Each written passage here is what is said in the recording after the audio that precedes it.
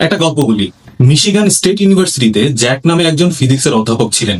1975 সালে তিনি খুব সিরিয়াস টাইপের একটা রিসার্চ পেপার লিখলেন। তার রিসার্চের টপিক ছিল low temperature physics, specially behaviour of helium three.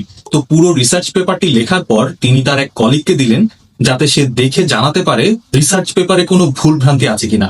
তো তার সেই কলিগ যখন রিসার্চ পেপারটি ঘেটে দেখছিল, তখন তিনি একটি সমস্যা খুঁজে পান। সমস্যাটা থিওরিটিক্যাল ছিল না, সমস্যাটা ছিল গ্রামাটিক্যাল।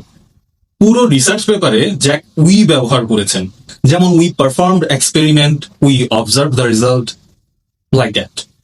কিন্তু এমনটা হওয়ার কথা না, কারণ সেই রিসার্চের তিনি একমাত্র সিঙ্গেল অথর।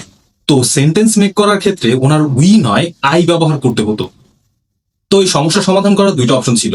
এক, ওনাকে পুরো রিসার্চ পেপারটি আবার টাইপরাইটারে টাইপ করতে হবে, যেটা ছিল খুবই কষ্টসাধ্য একটা কাজ।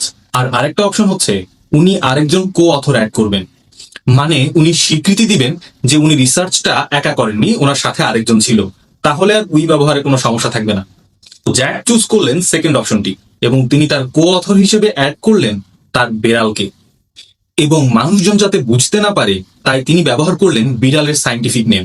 বেড়ালের সাইন্টিফিক নাম হচ্ছে ফেলাস ডোমেস্টিকাস, আর সেই বেড়ালের ডাক নাম ছিল চেস্টার, এবং সেই বেড়ালের বাবার নাম ছিল উইলার।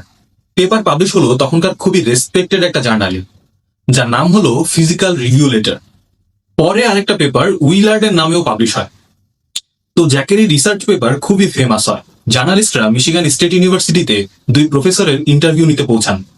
তখন বাধ্য হয়ে জ্যাককে উইলার্ডের আসল পরিচয় বলতে হয়। তো জার্নালের এডিটর যতক্ষণে এটা জানতেন, ততক্ষণে এটা একটা লেজেন্ডারি স্টোরি হয়ে গেছে।